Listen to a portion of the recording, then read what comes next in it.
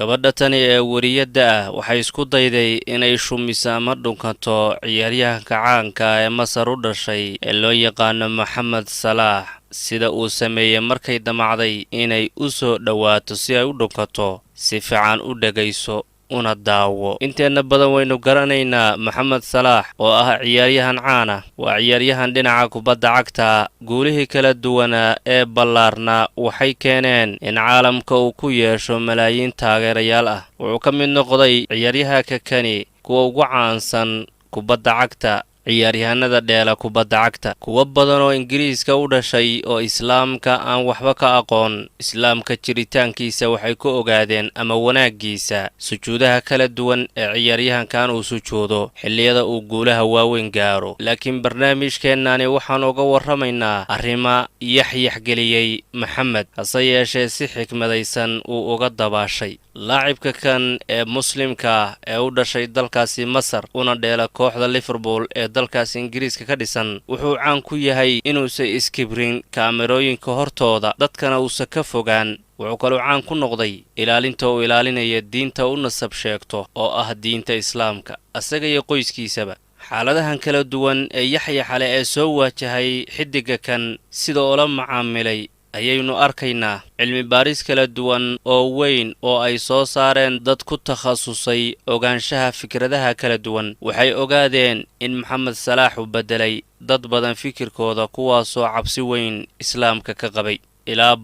30% intuu ku biiray kooxda Liverpool ciyaaryahanka kani ma ahan mid kubad dheela oo kaliya ee wuxuu ku darsaday inuusan dhaafin xuduudda diintiisa islaamka in badan ayuu muujiyay qaab ka wanaagsan ee islaamku leeyahay si dad badan looga saaro oo reer galbeed ah oo kubadda taageera fikradda qalloocan ay islaamka iyo dadkiisa ka haystaan waxaa la dhihi karaa kubaddiisa wuxuu ku gutay dacwo aad u weyn oo dadka u muujinayo dhaqankiisa wanaagsan iyo diintiisa suuban inta badan xilliyada ciyaaruhu ay jiraan ama isku diyaarintu ay jirto marka laga reebo wuxuu waqti la qaataa qoyskiisa oo ka kooban xaaskiisa iyo gabadhiisa uu dhalay Mohamed Salah xaaskiisa aad buu u jecel yahay dad badanna arrintaasi waa og yihiin aad buuna ugu dhagan yahay haweenaydaas oo ah mid aan aad u jeclayn inay ka soo muuqato kaamiradaha hortooda isagoo ah nin magac leh haddana ilaahay u gargaaray dhinaca adduunyada oo lacag badan haysta haddana waqtigiisa kuma beel dareeyo safarro macna darra ah ama waqti dhumis aan faa'iido badani ku jirin isagoo taas uga duwan ciyaaryahanada kale ee caanka ah laacibka kan ee u dhashay Masar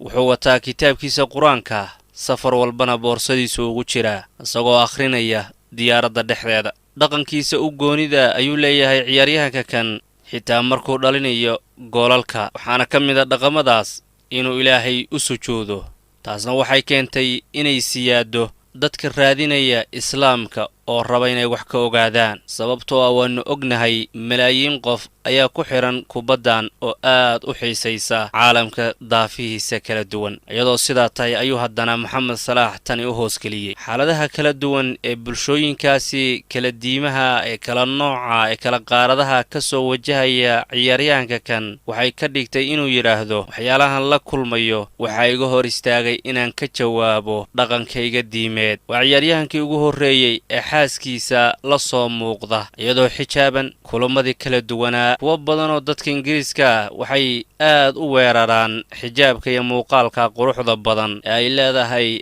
haweeneyda muuminada ah oo ah haweeneyda caalamka ugu nadaafada iyo sharafta badan laakiin ciyaaryahanka kan wuxuu sababay in xijaabka iyo muuqaalkaasi quruxsan ay indhahooda ku soo laalaabato dadka noocaas ah iyadoo arrinkaasi uu keenay in Mohamed Salah xaaskiisa lagu fiiriyo ixtiraam iyo qadarin gaar ahaan arrimahooda u goonida oo dhaqankooda iyo diintooda ku dhisan ixtiraam iyo qadarin ayay u qaadeen in badan oo shacabka reer Yuruba laakiin arrimaha la yaab kale waxa weeye oo kuwaasi ka duwan ka helidda ay ka heleen ama ay jeclaadeen haweenka aan muslimiinta ahayn ee aan xijaabnayn ee caalamka reer galbeedka ah gabdhahaasi in badan bay isku dayeen in ciyaaryahanka kan ay soo gaaraan oo ay la kulmaan laakiin kuwa badan uma suurtagelin ma doonayo ciyaaryahanka kan inuu dhaawaco shucuurta taageerayaashiisa laakiin waxaa ka muuqata calaamadaha xishoodka iyo inuu khajilay marka ay gabari soo booddo sikadiisa oo ay hab u siiso isagoo ah haddana mid muslima diintiisa iyo dhaqankiisana ku dheggan. arrinkaasna markii dambe wuxuu keenay in haweenka waraysanaya ee wargeysyada iyo telefishinada caalamiga iyo kuwa sawirrada la gelayaba uu ka istaago masaafo aan u dhowayn sayse u yaxyaxgelin isagoo ah mid diintiisa iyo dhaqankiisa ixtiraamaya. laakiin mararka qaarkood wuxuu la kulmaa arrimo uusan ku xisaabtamayn oo kadis ah oo uga imaanaya haweenka caddaanka ah ama kuwa aan muslimiinta ahayn ee aan xijaabnayn ee taageerayaashiisa ama ka helay. markay dhammaatay ciyaarta ingiriiska si toos ayaa telefishinka looga waraysanaya maxamed salaax garoonka dhexdiisa waxaana waraysanaysay haweenay. muuqaalkaasi wuxuu keenay in uu soo jiito aragti badan oo bulshooyinka caalamka ah. gabadhaani uma saamixin maca daalika iyadoo waraysanaysa inay u soo dhowaato ayaduna way isku dayaysaa. wariyadda tan iyo kuwa la midka ee soo tabiya ciyaaraha iyo xidigahooda inta badan waraysi kadiisa markay ka qaadayaan ciyaaryahanka waxay isku dayaan inay shumiyaan ama dhunkadaan. taasoo og yahay maxamed salaax waxay keentay inuu masaafo u jirsado gabadha tan isku dayadeediina uu hor istaago. uu ka durkay ama gacantuu taagay ciyaaryahanka kan markay isku daday haweenaydan wariyadda ah inay u soo dhowaato iyadoo doonaysa inay shumiso. gacantuu taagaya ama waa durkayaa dib buu u baxayaa kaanama aad moodid codsi ay u soo jeedinaysa inuu diidayo. garan mayna haweenaydani waxa u qarsoon ay doonaysay ama ay niyeysanayd laakiin arrin laysku afgaran la'yahay inay meesha ka jirto ayaa muuqata. sida muuqataba maxamed salaax wuxuu ka cabsi qabaa inay gabadhaani ku soo booddo markuu waraysigu dhammaado ama waraysiga dhexdiisaba oo ay dhunkato. taas inuu iska ilaalinayo ayaa muuqaalka kan tusaya. taasi waxay keentay in madaxiisa gadaal oola boodo si arrinta uu ka cabsi qaba aysan u dhicin.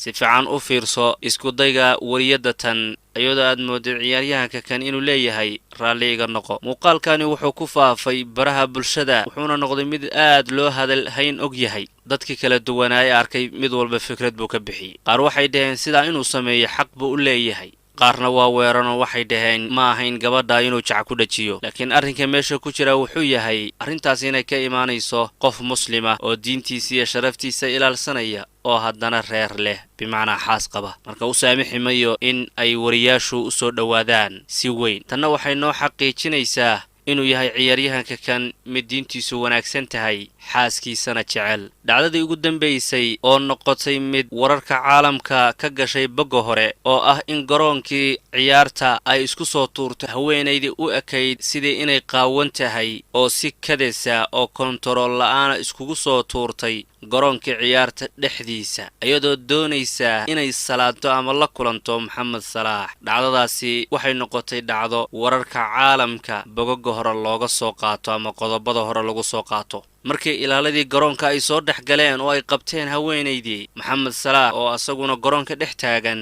wuxuu noqday mid sii jeeda oo gabadha tanba aan soo dayayn isagoo diintiisa iyo jacaylka xaaskiisa shucuurteeda ilaalinaya. wuu ka sii jeeday mana fiirinaynoo ishiisa ayuu ka laabtay ilaa garoonkii laga saaray gabadhii si loo dhammaystira markaas ciyaartii socotay. ficilka kan ee ka yimid maxamed salaax waxay keentay ixtiraamkii loo hayay qadarintii inay siyaado. waxayna sheegtay gabadha tani markii la baaray inay fariimo kala duwan maxamed salaax u soo dirtay laakiin uusan uga soo jawaabin oo ay maanta doonaysa inay fursad ku hesho. aad iyo aad baad u mahadsan tihiin macluumaad inaad ka ogaateen muhiima ciyaaryahanka kan ayaynu filaynaa sida uu wariyadda tan ama arrinka kan oo la dhaqmay. qaabkaad u aragtid fikradaada waa ka soo dhiiban kartaa. baaraka allaahu fiikum.